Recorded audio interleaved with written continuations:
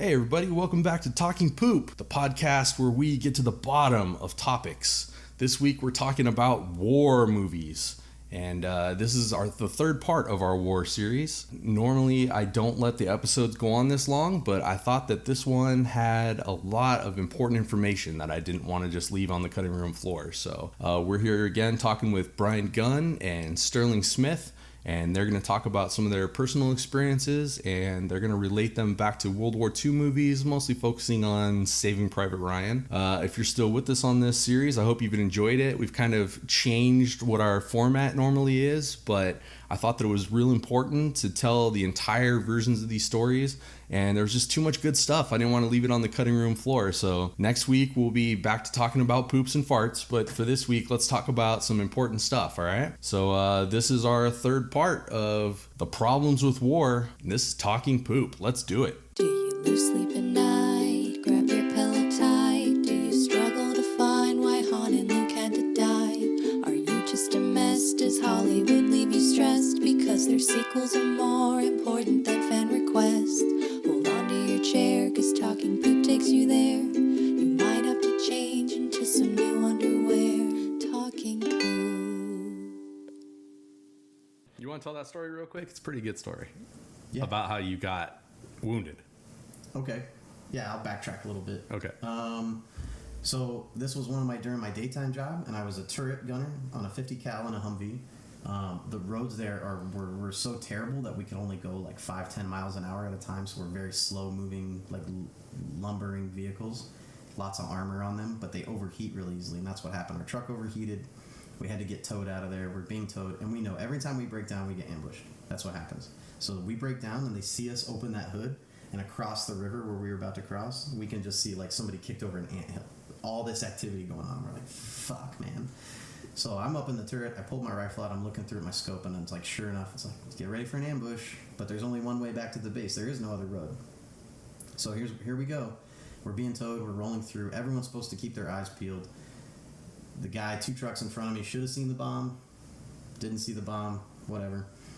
The bomb I was facing the side of the road the bomb was on. They ended up taking unexploded American artillery rounds, because I don't remember the percentage, but I think it's like 1 in 10. I think it's like 10% of our rounds or bombs, when you drop them, they just don't explode.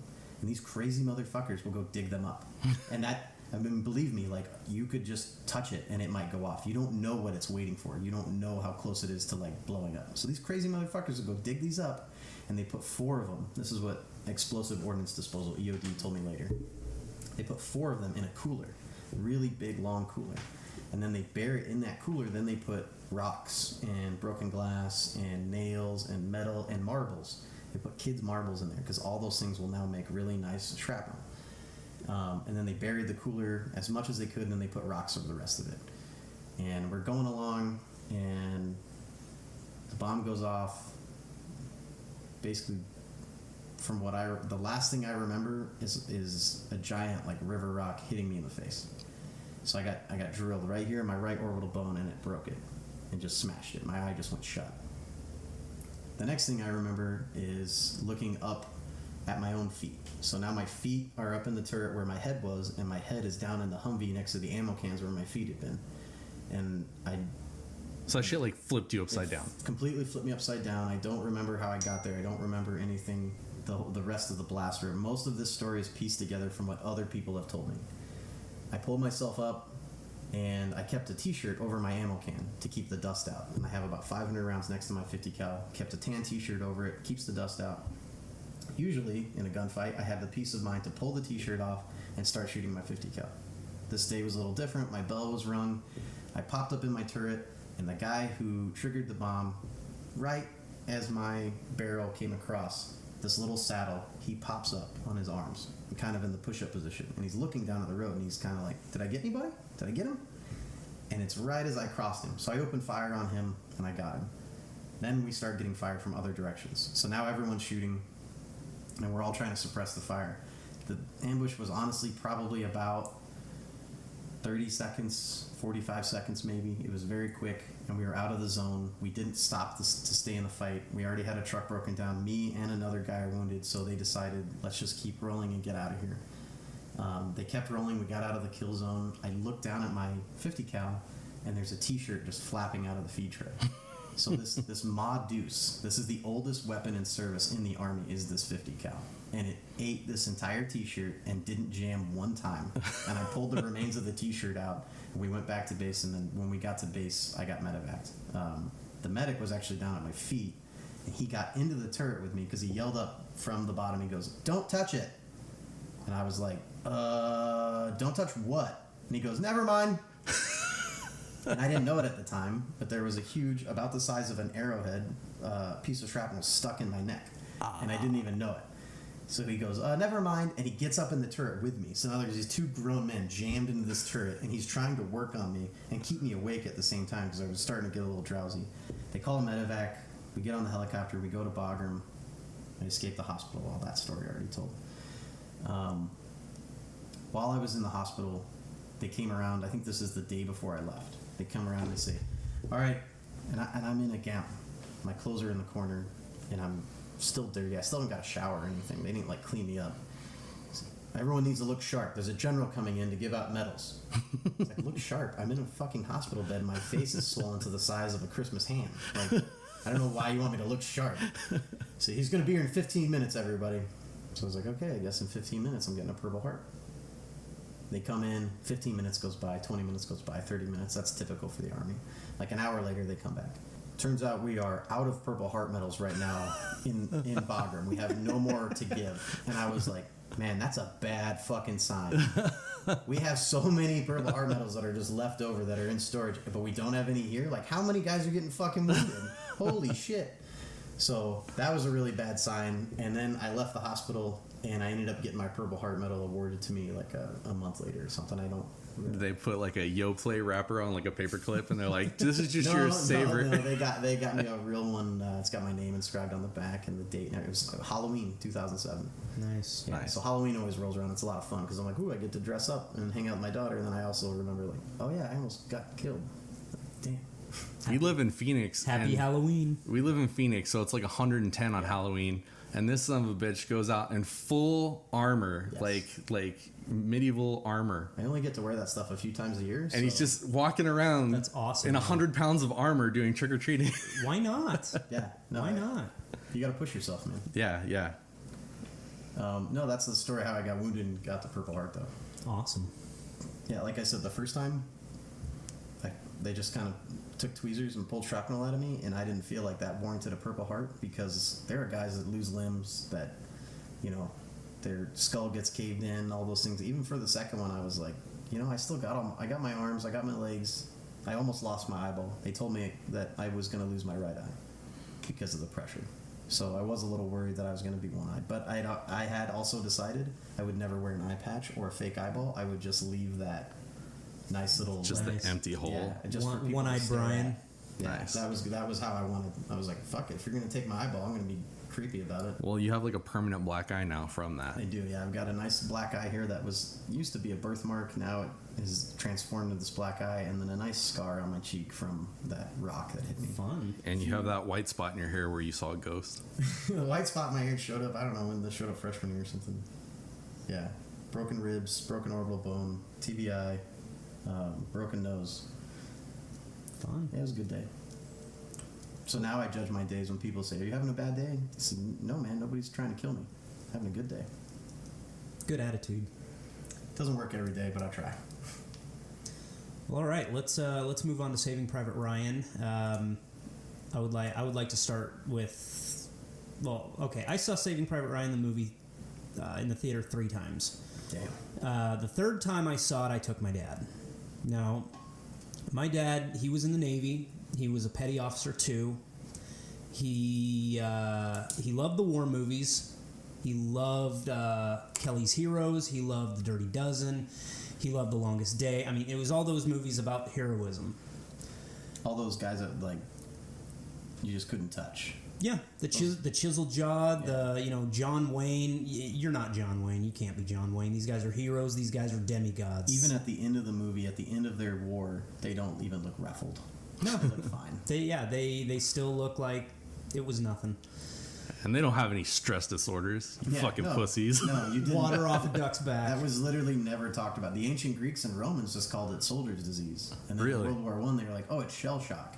But I think in World War II, those guys, it was just like such a huge chunk of the population. They're like, just come back home and fucking get to work. Yeah. Join the economy and Yeah. deal with it. Yeah, go back to your normal life. Like, what the fuck's wrong with you guys? And My it was dad, really hard for them. My dad came home and worked 3 jobs. I mean, that's literally how it was for him. And fathered 11 children, right? Yeah. Grand total. He 11 stayed kids. busy when he came back. Good man. Yeah. He contributed to the progression of society, that's for sure. Anyway, I think so they just call that a litter. A litter of kids. yeah, pretty much. We were a litter. So took him to see Saving Private Ryan. And the thing about my dad, he was annoying with movies. Always talked. Always, would nudge you. Hey, what do you think's going to happen next? Oh, why are they going in there? It's like, Dad, shut up. Well, the opening scene of Saving Private Ryan is brutal. It's graphic. We all know that. 20 minutes of the beach invasion, and it's so realistic. one of the most powerful scenes in a movie I've ever seen. And I did not serve in World War II, and I cannot watch that scene because of the stress it gives me. Well, what happened to my dad? The opening scene where they're coming in on those boats, the front opens up and then these guys just get mowed down. I saw my dad tense up. And then my dad just fell silent. Didn't talk. Throughout that entire opening scene, he didn't talk until one point. When they've taken the beach and all the allies are coming in and you've got the Zeppelins in the background and all the ships coming in on the beach, and they did that really beautiful panoramic shot. Yeah. My dad gasped, and I kind of looked over at him. I'm like, "What's wrong?" And he says, "It's exactly how I remember it." Yeah. Now, my dad wasn't in Normandy. He didn't serve in France, and He was in the Pacific, right? he was in the South Pacific fighting against the Japanese. But there were many times he had to go on land, and the I'm reason sure all they were doing there was different beach landings, so I'm sure Pretty he saw much. stuff like that. Well, the reason he tensed up, and I found this out. Now, the thing about my dad, he talked only about maybe 1 or 2 war experiences, nothing else. He would not talk about it. Right. But he told me after we watched Saving Private Ryan, I sat with him for like 5 hours after the movie, and he just unloaded on all these stories. And I said, "Dad, why did you tense up at the beginning?" He says, "Because that opening shot where they're coming in on those boats and the door opens up in the front, I've been on those a couple of times."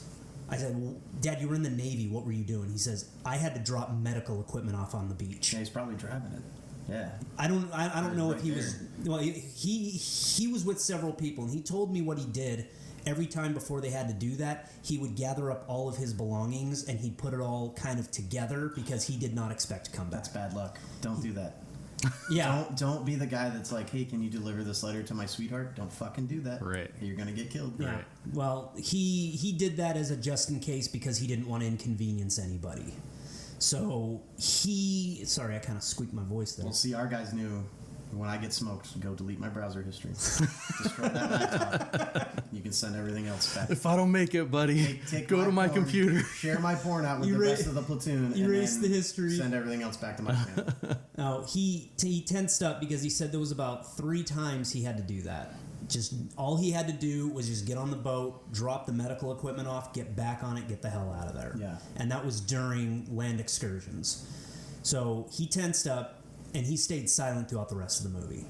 And this was unusual, and so since I'd already seen the movie twice before, I would just sit and watch him. I would observe him as he's watching this movie. And by the end of the movie, my dad, he broke down in a way that I'd never seen before. I'd seen him, And it had been how many years since he'd been home? 50? oh, let's see. Because that came out in the 90s. That right? came out in 1998, so he had been home 1945, 53 years, something like that. And he was broken down in a way I'd never seen before. I mean, he'd shed a few tears at funerals, the usual thing, but See, as weird as that sounds, that actually gives me hope that it's not just me that 10 years later is still struggling with this. To know that even in 50 years, this is still hard. well, it's like we were saying, the generation that we call the greatest generation in America, they suppressed it. They pushed it way down, and they Drink just it would not talk. down with some brown. Yeah. Drink it down and slap your kids around. Hey, that's I'm sad to say, like, that's how my family dealt with it. That's how my brother deals with it. The only reason I don't deal with it like that is because I'm allergic to alcohol. I can't drink. Yeah. So it's almost a blessing, but if you bring it, it's still in the Army, you are not supposed to bring it up. We have 22 veterans a day. We have 22 fucking veterans a day that kill themselves, that commit suicide, more than any other time in our history we've had. And it's still taboo in the military to talk about your PTSD, or to admit that you need help, or to admit that you have a problem. Why do you think that is? This all goes back to the basic training, machoism, culture. You're a killer. You're a fucking fantastic killer. You're an American soldier now. Blah blah blah. Pump you up. And well, if you're a fantastic soldier and you're a fantastic killer, you can't be vulnerable. You can't have mental problems. You can't have regret. You can't have guilt. Or at least you can't admit those things. If you admit those things, you're weak. I can understand that kind of a mindset when you're in war, but when you're home... When I was home with my unit, I got zero support. We got zero support for PTSD. We got suicide briefings all the time.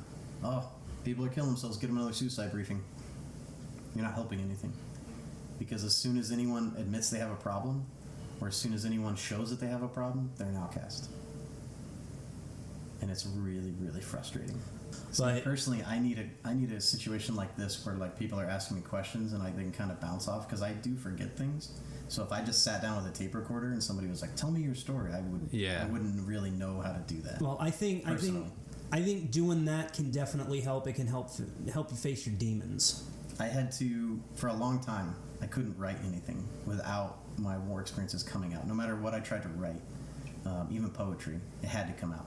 And it took me a long time to realize, because people would tell me, you should write a book about what you did in Afghanistan. You should write a book. People would read that. And I've always said, no thanks. I don't want to do that. There's a million books out like that. But I had to realize that until I got it out of my system and until I wrote it down, then I could move on to what was next. I couldn't get past it until I did it. You know, back then we could have heroes. There's no such thing as heroes anymore because we know too much about everybody. My last celebrity hero that I still am holding on to, and I think you'll agree with this one, Arnold Schwarzenegger. Even he's fucking up though, dude. He's fucking his maid and fucking up his life. Here's the only thing about that. Every single other celebrity, because my dad cheated on my mom and then they broke apart. So then every time I'd hear about a celebrity like cheating on their spouse, I'd be like, what a fucking dirtbag. I can't believe they would do that. Then I heard about Arnold and I was like, well, yeah, it's Arnold. Like, what did you think was going to happen? Yeah, I mean, Arnold's been doing it the whole time. Right. And that's the thing, though, is that, like, when the image cracks, then it cracks, you know? And it just upsets me so bad because I want him to be my hero. Say, like, don't ever meet your heroes. For me, it's The Rock. Like, The Rock really presents himself like he's a good guy. Yeah, he is a good guy. Or seems to be. You never really know. He is a nice guy, and he does a lot of very good things for people. But we're probably going to find out that he's raping all these little kids or something like Bill Cosby. Probably. Oh, I know, right? You're like, Cosby, too? If Cosby can do it, anybody can. A couple of the stories that he told me, he said one of the most horrific experiences he had was there were a group of these guys in a common area on the ship that were playing or just messing around with, it was either a bomb or a mine or something that they thought was disarmed. It wasn't. And he said at one point he felt the boat just suddenly rock after a huge noise. They went in there and there was about 20 or 30 of these sailors who had been blown to pieces, being in this small contained area. And he said he had to spend the next several days piecing parts together, putting dog tags with the bodies. He said that was the worst experience he ever had. God damn it, somebody get a mop. Man, that's morbid. That's what we do here on Talking Poop. Yeah, that's true. That's true. Yeah, I mean, these are the kind of things that he was able to open up about. He told me some things that he felt guilty about. One of them, luring in Japanese ships, subs, that sort of thing, with a neutral flag, and then right as they came up, they dropped that standard and raise up their war standard, and he'd say that they would just blow them out of the water. I think after the Japanese had that sneak attack on Pearl Harbor, people felt like anything goes. Yeah. Especially they were taping their eyes slanted, and they were like, "Oh, hello, everyone!" Weird. For that, like if the Donald Duck cartoons. Were those were great. Oh man, they're brutal. They're brutal, and they're like, and they'll shoot you in the back, just like a sneaky Jap would. Yeah, even Disney got in on all of that. Yeah, absolutely. They'll fuck you on Sunday.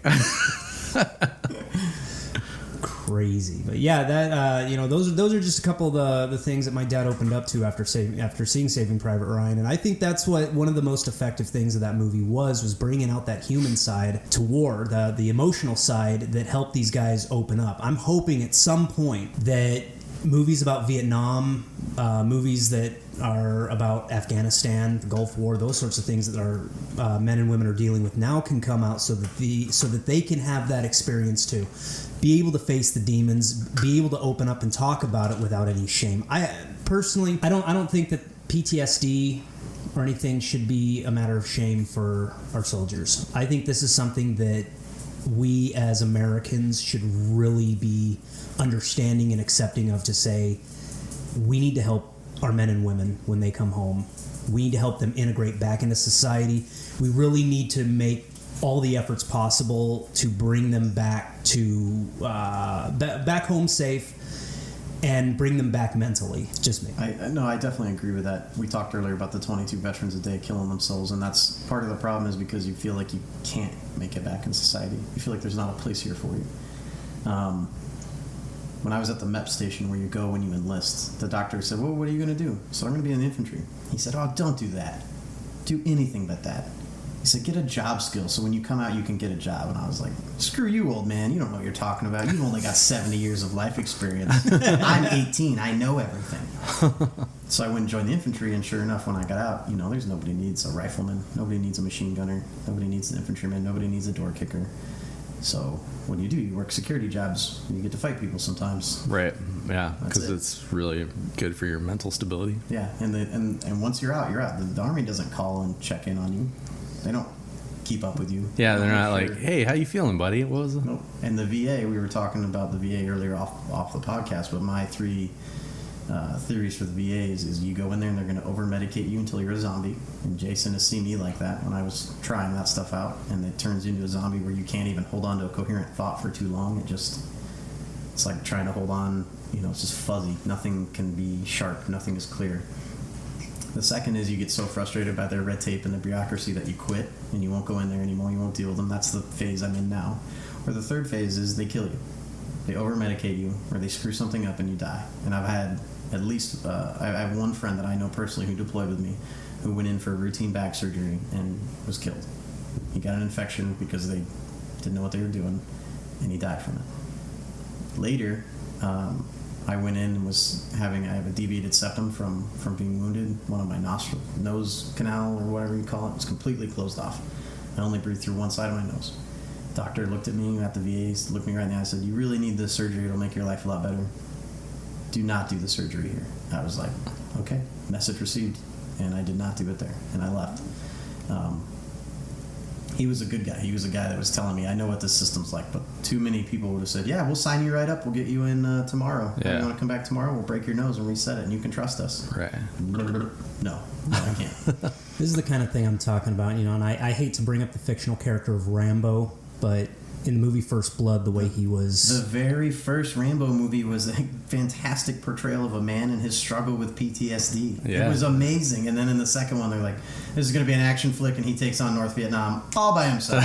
I mean, they went away from the complete first message, but I agree with you. That first movie, that was a fantastic portrayal of PTSD and somebody trying to fit in when they came back home. Well, not just the fitting in, but how society treated him. All he wanted to do was find his friend he deployed with. Well, and he finds out that he's the last one of Right. his regiment, but then the sheriff won't even let him get something to eat in the town. Right. When he's arrested, they're hosing him down, they're treating him horrible, and that was the kind of thing that Vietnam veterans had to deal with coming home. They were called baby killers right off the plane, and it's great that society today, when a soldier comes off the plane, people will stand up and applaud, but it's like, I'm sorry, they need a little more than that. Right. I feel like we definitely... I know Vietnam vets, and I know guys that said they came home, they lost lifelong friends who said, we're not going to be friends anymore because you're a baby killer, you're a vet. I've dealt with a little bit of that coming home, but overall, my experience has been just very positive, very warming, very amazing from other civilians. I've had a few people. One person I think called me Bush's puppet, and another person called me a baby killer. One lady before I left said, well, I wish you luck and I hope you die. So that was a little jarring to hear at 18 years old. But Wow. it's nothing like what those Vietnam guys had to go through, where they were literally just shunned and outcast Yeah. because they'd answered the call to service. Well, and a lot The of war is not our fault. The reasons we're at war is not the soldier to decide. It's the soldier to go and answer the call. It is not him who decides where we are going to war, why we are going to war. No. You can support the troops without supporting the war. That is two totally different things. So why weren't they calling the politicians baby killers? They were the ones that Exactly, were right? sending them there. Like that's how what we know now. But maybe they were too close to it in the time that it was to see that. Or maybe it was, only a few people ever get informed about an issue. Most people just get angry about issues. It's true. I think it's great that people are treating our veterans so much better now. I think it's great that, they get applaud. People sacrifice their seats for a soldier. I heard of a story the other day where a guy in first class on an airplane saw that a soldier was returning home, and he said to the airline, he says, I want him to take my seat. I will sit and coach. He's taking first class. That kind of stuff, awesome. I'm so glad that kind of thing happens, but we still have to do more, and that is, like we were saying, integrate them back into society in a way so that they can get back to that civilian mindset without the PTSD being too much. I thought I was going to be doing 20 years in the military. I thought, this is my career. This is what I'm going to be doing forever. This is how my family did it. So I was ready for a 20-year career in uniform. I was not ready to go, oh, you're too banged up. You're hurt now. Goodbye. Here's a couple dollars every month, and we wish you luck. It's like being a professional sports player, You go in Without the $1 million contracts. Well, yeah, you don't get the $1 million contract, but you go in, you bang up your knee, and you're done. Your career's over. That's Pretty right. much. Yeah, I have a friend who went to college scholarship, and the very first time he touched the football, he got his ACL and MCL blown out. Ugh. Very first time. So now he had all his student loans and debts from his first semester at college there. That sucks. Yeah, they didn't care. That's why I picked podcasting, because I was never like, on my very first podcast, I blew my dick hole out.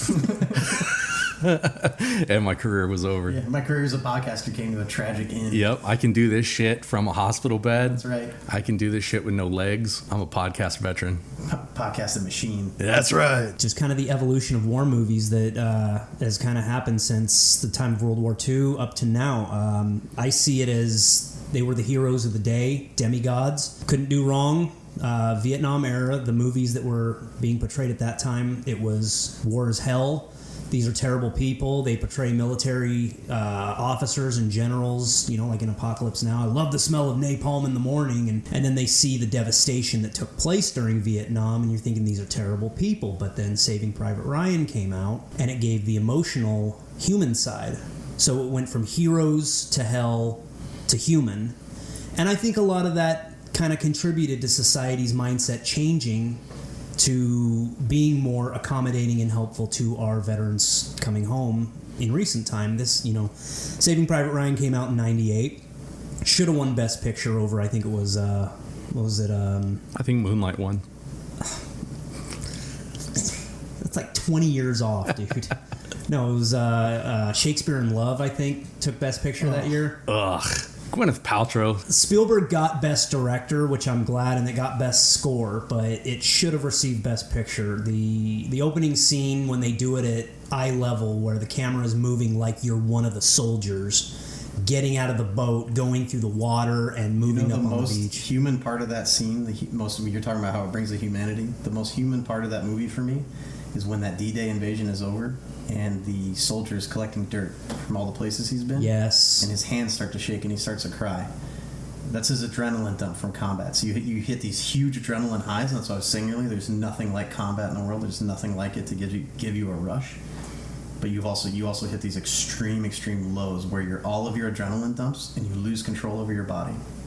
And the very first time it happened to me, I got into my very first gunfight. And a sergeant came up to me, and he threw a cigarette in my mouth. I'd never smoked before. He put a cigarette in my mouth, and he lit it up, and he told me to sit down. And I was still on the high. And I was like, what's going on? He goes, sit down because your legs are about to give out, and you're going to get a huge headache. I was like, okay. And sure enough, my knees gave out, huge head rush, headache. I could barely see anything in front of me, and he just had me smoke a couple cigarettes. And I think that's why everybody smokes or chews there. But so to see him in Saving Private Ryan have that adrenaline dump, for them to remember that part, because that's a huge part. Mm-hmm. And then you think about here's what you're thinking about is you just had this huge adrenaline high, but you're alive. And you see all the people that aren't alive. And then it starts to hit you that you made it. And then you start to feel like, why me? Yep. Why did I make it? And you have that dump. And when they put that in the movie, that's when I knew, like, they understand. They got it. And you can see that. You're talking about how your dad tensed up when he watched that movie. Go watch a video of veterans coming out of the movie, the screening of Pearl Harbor. And they're like, what'd you think about the movie? And they're like, yeah, it was okay. I don't know why there was a love story. And the one guy shot down every single Japanese plane. Yeah. That was kind of weird. And then you watch veterans coming out of Saving Private Ryan, and they're shook.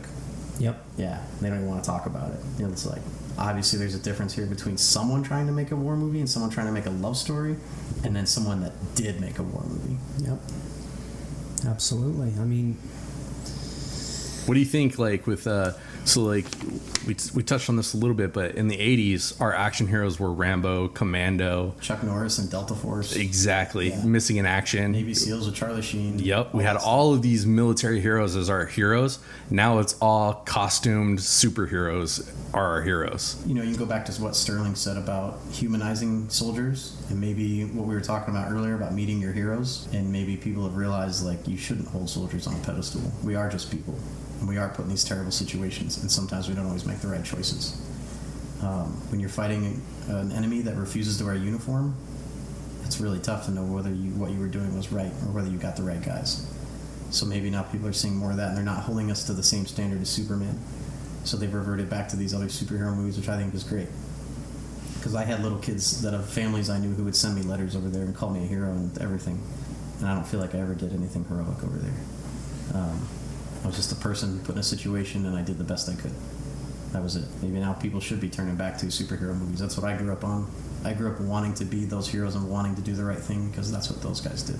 All right, that's super depressing. So thanks for bringing the podcast right down. Right down. Sorry Yep, about that. yep, yeah. It You could- pretty much fucked up my whole day. Thank you. you could Yeah, all that'll you, happen. you could also see it as kind of a revert back to that evolution of war films. You know, the way the soldiers were portrayed back in the day as being these heroes and these demigods. You know, Captain America and Iron Man and Hulk, they're demigods. They're big superheroes. They're positions that we could never obtain.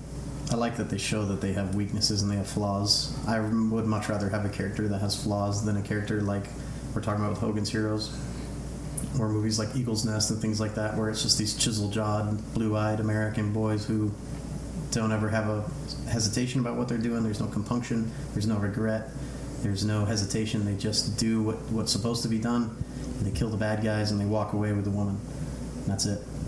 And that's not how it goes down. So No. I'm glad that that's what our movies aren't like anymore. And like I said earlier, I haven't seen American Sniper. I haven't seen Lone Survivor. I don't watch that stuff anymore. But what I've heard is that they are getting that human side down.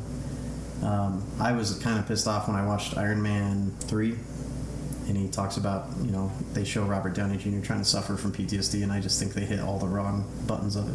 I don't think they did a good job with it. And then I watch a show like Peaky Blinders on Netflix, and watching him struggle with his PTSD, or what they called shell shock from World War I, and I was like, man, they got it right. They did a really good job of that. So it just depends on what you're watching or what kind of mood they're going to put that character in. Would you say that the reason why you don't like to watch these war movies of today is because it's no longer entertainment for you? It's what you've already experienced, and so it's nothing that can be really entertained. Right, yeah, it's nothing. You know, people watch war movies because they want to watch the gunfights and the scenes and the climactic battles and all that stuff. And for me, I want to be entertained and I want to release. I want to forget that I'm sitting on my couch watching a movie. I want to be involved in the story. And I can't be involved in the story when it's something that I've already been through, or when it's something that I'm going to have to fight that night when I go to bed to try not to remember. So why would I watch a movie that just exacerbates that? That's why I don't watch porn anymore, because I've been through all that stuff. I've done all those positions. I've been with all those ladies. Right. I thought you were going to say guys. I've had every butt. I've had every butt, Sterling. Guy butts, girl butts. I've been through it all. So porn is just like, great, now I'm going to have to dream about this tonight. And every night, or I wake up with my soggy underwear, and I have to find a place to put it so that my wife doesn't find it in the laundry later, because she has questions. Right. You know, who wouldn't? Exactly. And so I get exactly what you mean. I She mean, didn't really know that she was living with Jason Thundercock. that's right. She didn't know. You know, it's Thundercock, but it's Stormy Balls.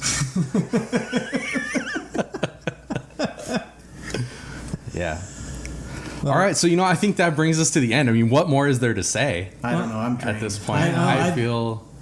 Just on a personal note, Brian, we're grateful you're here, that you can tell us these things, and we can hopefully learn from them. That we can revere our returning soldiers. We don't need to hold them up on this pedestal like you say, but we can honor and reverence them. We can hear their story, and we can do everything we can to help them out. So, thank you very much for coming on and talking about these things. I know it's not easy, but hopefully the listeners, I know for myself, getting a new perspective, gaining a new reverence, and then pushing forward with life at that point. So thank you, and we're glad you're here. Yeah, thank you. I appreciate it. I'm glad to be here. I'm glad to be in America. I'm glad to be on this podcast now.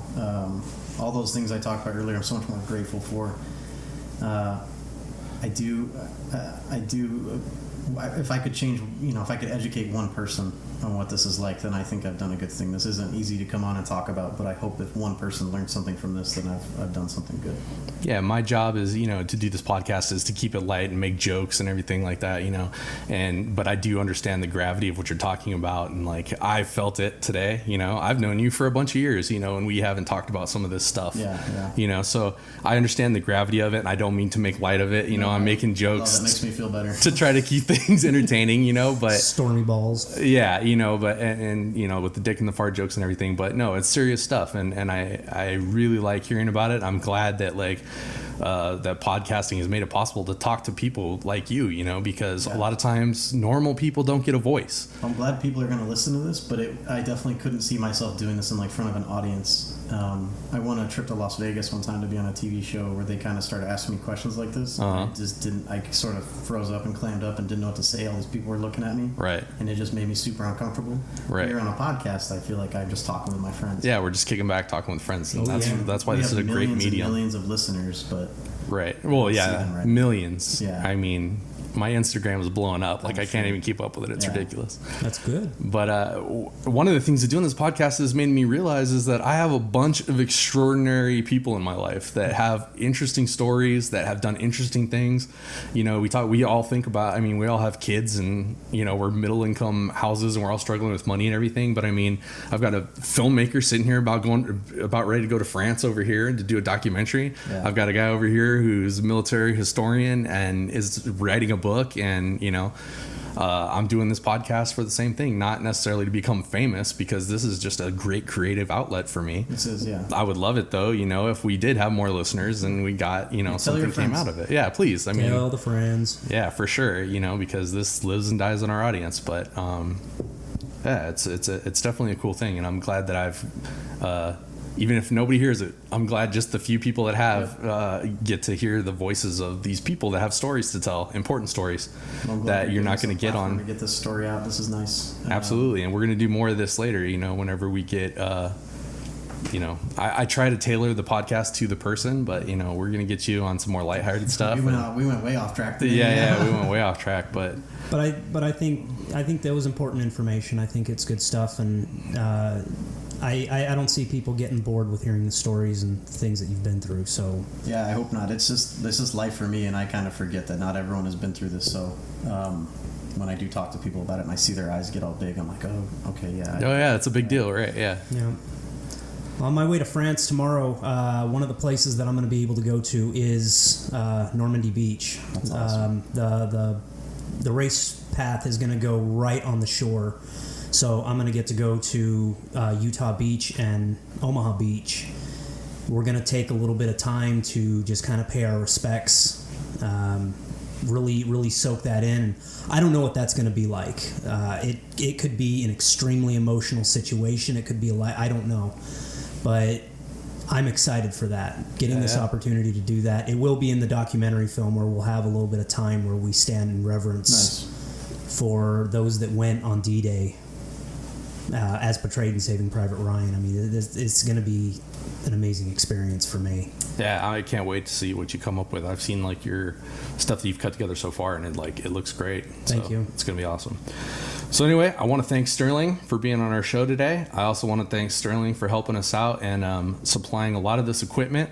Whenever Sterling's around, the podcast episodes always sound a whole lot better than when I'm doing it by myself. Looking out for you, Jason. Thanks, man. I want to thank Dakota McCalman Rose for coming up with our logo and a lot of our branding. I want to thank Lauren Bromley for supporting the podcast and really helping me out on social media, because I am social media inept. And doesn't she pay your bills?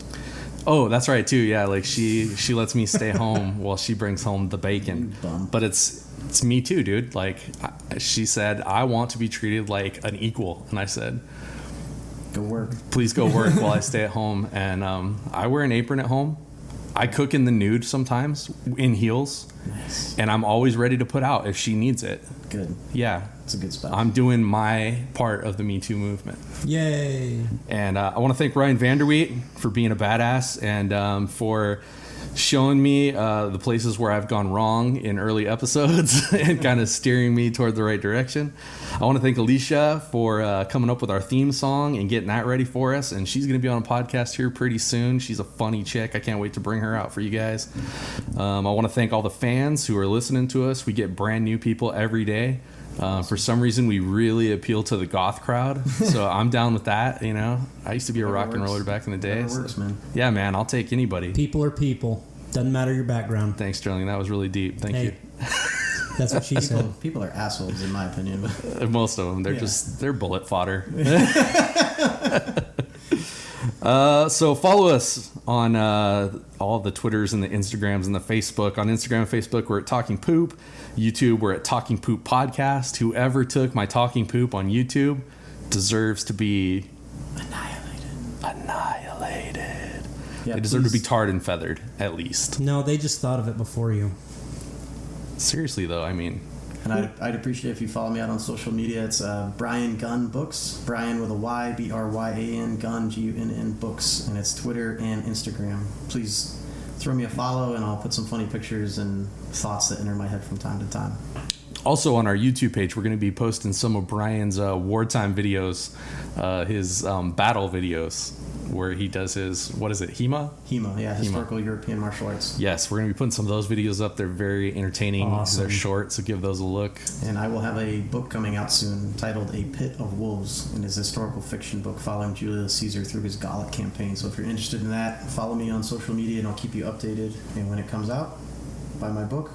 Can't wait for that. It's going to be exciting. Yay. Follow me on youtube.com/10one films, TENONE films.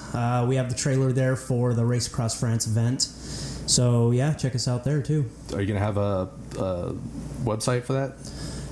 The website is pretty much just the Facebook Race Across France. So go to Facebook Race Across France and check them out. They've used some of my promo photos and my videos. Those guys are inspirational dudes too. We should get them on the podcast. I will. You know what? I will actually talk to them about that. If we want to go along the lines of inspiring movies, like they love movies like Rudy, that that really build about a inspiring message kind of thing. So yeah, I'll talk to them, see if I'd like them to interested. review Silver Streak, the Kevin Bacon vehicle, about bicycle messengers. Did you guys see? Maybe. The title is escaping me right now, but it was on HBO and it came out just recently. That Joseph Gordon-Levitt bullshit. No. Oh. This was a comedy about the Tour de France, and it Really? had John Cena in it, and it had Andy Samberg, Oh, and it had dear. Orlando Bloom, and I'm really sorry that the name is escaping right now because I think it was only like an hour long, and it was one of the fucking funniest things I've watched in recent history. All It right, was I'm gonna so find good. out what the name of that is. We'll post that on our social media. All right, at the end of the episode, this is our new thing. We're doing Marry, Fuck, Kill. Sterling, I'm gonna pose it to you first. Okay. Marry, Fuck, Kill. Patton, Arlie Ermy, Demi Moore, and G.I. Jane. Oh man, I would probably kill Patton. Why? What did he ever do to you? What did anybody ever do? No, it's He was a great leader. he is a great leader. He's competition. Get rid of the competition. I'd probably fuck Arlie Arlie Emery, Hermie. Arlie Ermy. Ermy, whatever. Can't do that. And Of course you would, because you saw Saving Silverman. I definitely married Demi Moore, but that's pre-head shaved, so but I don't know if that counts. No, this is from G.I. Jane. She has her That's head hot. shaved. It's hot. I'd marry her from that You'd marry her from that? for sure. Neither one of you would fuck her from that? Well, if I marry her, I get to fuck her forever, right? This is true. Not I only have always. to fuck Arlie Ermey or Patton once, and I'd fuck Patton, by the way, just so to say I could, just to say I did. Right. Yeah. Yeah. And I'd kill Arlie Ermey, even though he's a really cool guy. I've actually hung out with that guy before. He's really nice. But I would marry Demi Moore with her head shaved forever because that's super fucking hot. How about you, Jason? I feel like you guys are both homophobes. I would say I'm more homosexual. Right. Like, I feel like you want to have sex with Arlie Ermey, not that you would. Just last episode, I was over here boning Alexander the Great. So That's true. Yeah. if you're gonna give me 3 options of fuck, marry, kill, and only one of them is a woman, then what am I supposed to do? Yeah. I threw that in there, like, just to see what you guys would do. I wanted to see if you were So- going to pick the homophobic answer. Both of you guys outshined me and actually surprised me. I thought you were gonna say William Dafoe from Apocalypse Now, Private Pile from Full Metal Jacket, Oh. and Tom Hanks from Saving Private No, Ryan. I thought that It'd was have to gonna be Matt Damon from Saving Private Ryan. Either way, God, sign me up for either of those guys. All right, so I would marry Tom Hanks because he's Tom Hanks. He's a national treasure, you I bet guys. he's like super fun to hang out with. Yeah, he's got so many good stories about, like, Woody, and That guy collects typewriters. he collects typewriters. typewriters. That seems like a very Tom Hanks a very thing Tom Hanks to thing to do. collect. I am not a smart man, but I know what love is. Seriously, I would just ask him to, like, That's just terrible. cuddle me and talk like Forrest Gump. Yeah, that was one of the worst Forrest Gumps I've ever heard. Aww. But yeah, I would just have him talk like Forrest Gump while we were making sweet love. I bet, call me Jenny. Call me Jenny. What about your other 2 though? Sorry, I messed up your roommate's bathrobe, Jenny. What were my other 2 choices? Private Pile. Private Pile? And either Matt, yeah, and then I'd kill Willem Private Dafoe. Pile Willem because Dafoe. he is unhinged, for sure. And then so you'd fuck William Dafoe. I'd fuck Willem Dafoe because he's a wild man. I bet that'd be a lot of fun. Did you see him in Boondock Saints, for Christ's sakes? He was- will be a firefight. yeah. He would be like, "Are you ready to explode was in a- my butt?" And I'd be like, yes. Yes, I am. Wow. All right, that's a good place to take it out. I offended myself right at the end again in the outro. William Dafoe, we apologize. I apologize You for are also a national treasure. everything that I've said. You are not as ugly as people say. No, he was the Hobgoblin, and Him and Dennis Leary look like twin brothers. I said the Hobgoblin. He wasn't the Hobgoblin. he was the the Green Green Goblin. Goblin. I'm sorry. If I ran into William Dafoe in a dark alley, he would terrify me. If you just Yeah. saw that face in a dark alley, you'd be like, oh shit. When he played Fuck's that Max contact, Shrek in Nosferatu, Yeah. like, I don't think they even put makeup on him. They just gave him a haircut and were like, go be Willem. You got it, boss. All right, so that brings us to the end of this episode. I want to thank everybody for listening, and make sure you catch us next time on Talking Poop. See you guys later.